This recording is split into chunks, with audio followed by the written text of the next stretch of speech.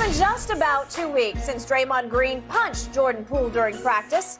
The Warriors opened the season last night with a 123-109 win against the Lakers.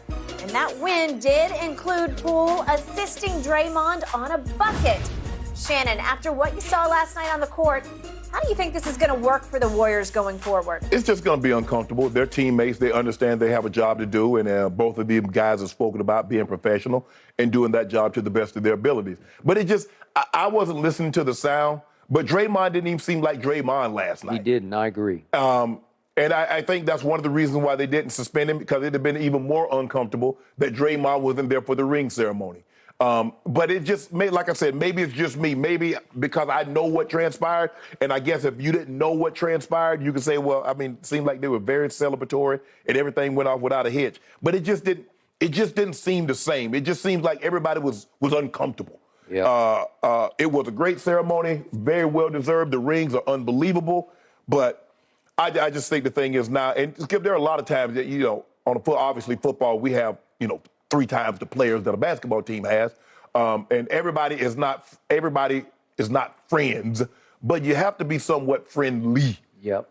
And so, you don't go to everybody's house and everybody's not hanging out and talking and chit-chatting and things of that nature. But I think it's going to be tough. But I think they have the right mix with Steve Kerr and Myers and Gruber and Latham that oversees everything, and the Steph and Clay. The nucleus is there for them to overcome it.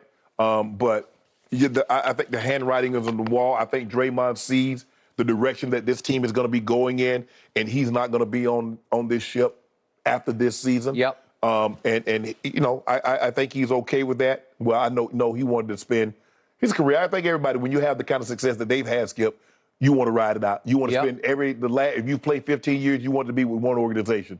But that's not going to be the case. But it just feels uncomfortable to me. But I do think they're going to get over it, and I think they're going to win a lot of games because this is a very, very good team that's very, very well coached. Okay.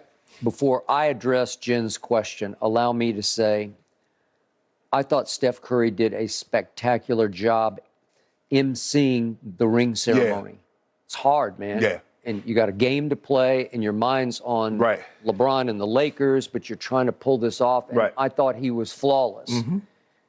It was kicked off by Clay, who was a little nervous and a little sort of scattershot in all of his remarks, but they were from the heart. Right. And they played well. But then Steph just took the night over. Right. And from start to finish, he didn't miss a beat. Right. In the end, he is the cornerstone leader of that team. Yeah. Yet he doesn't ever come across to me as an extremely vocal leader, such as you were in the locker room. That's not the way Steph handles his business. Right.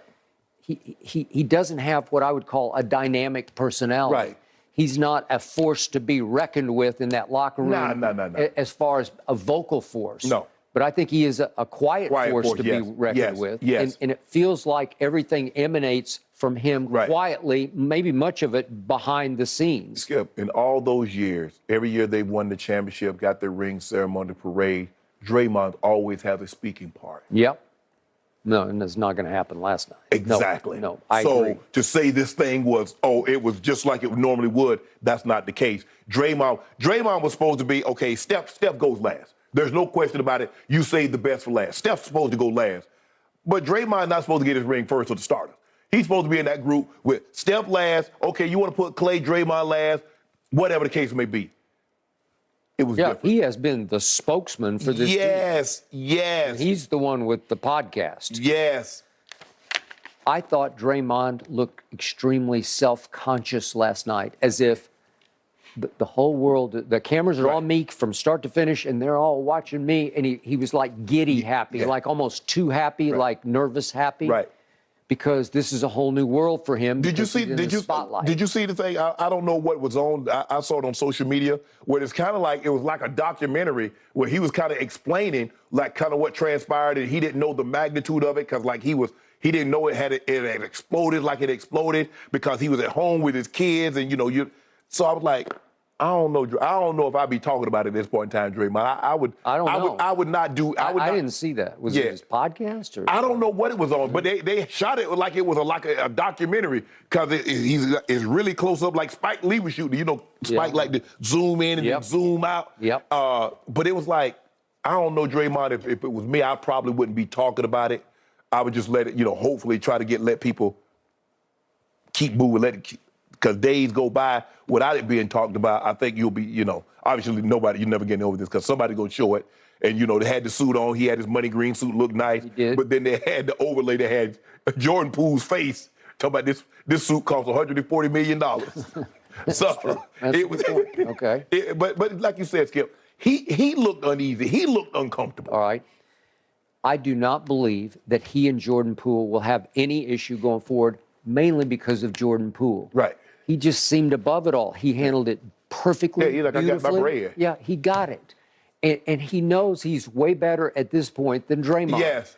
He's pretty great. He just comes in and lights it up. As I tweeted, you know, he's throwing knockout punches. You know, like he came in and just bombed. Well, you was talking about how somebody has the green. It's like Jordan Poole now has the green. It's like that's green, money green light.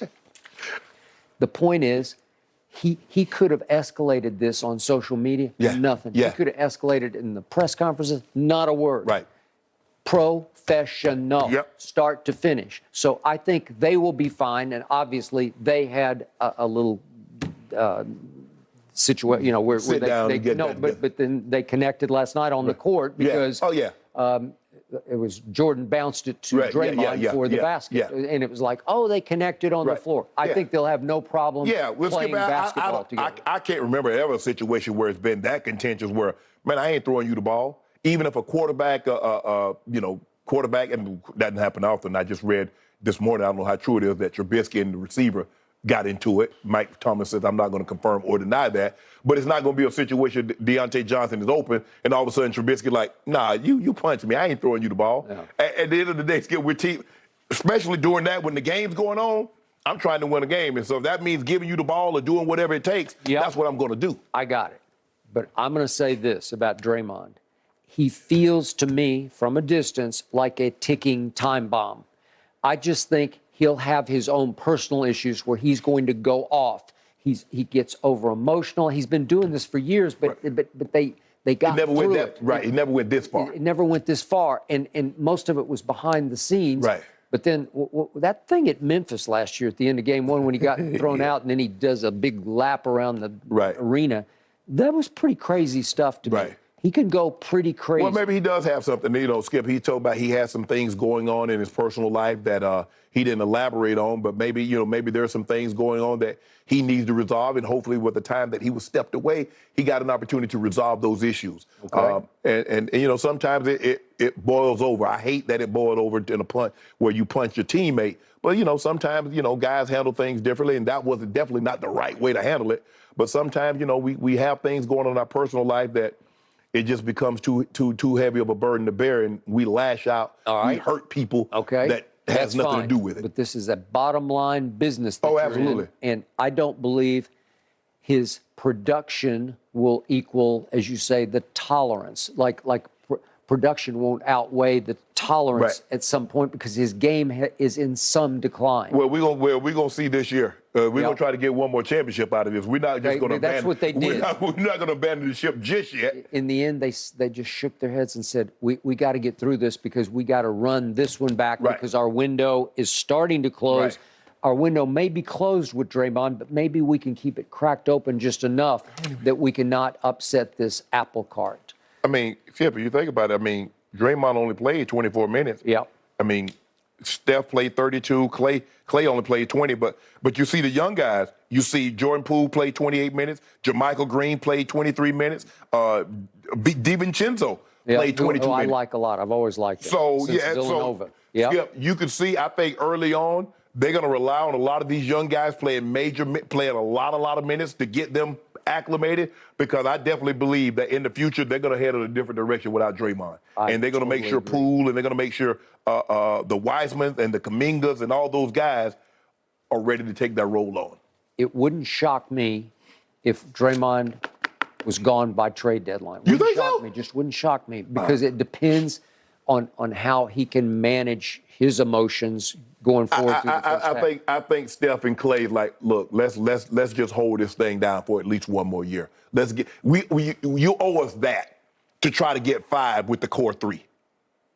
Yeah, the problem with Draymond is, as you've brought up, I just don't know how valuable he is to anybody but this team. Yeah, absolutely. Because they don't have the shooters that nobody else got. Clay, Steph, Jordan Poole, the dribble drive, the handoffs, and all those.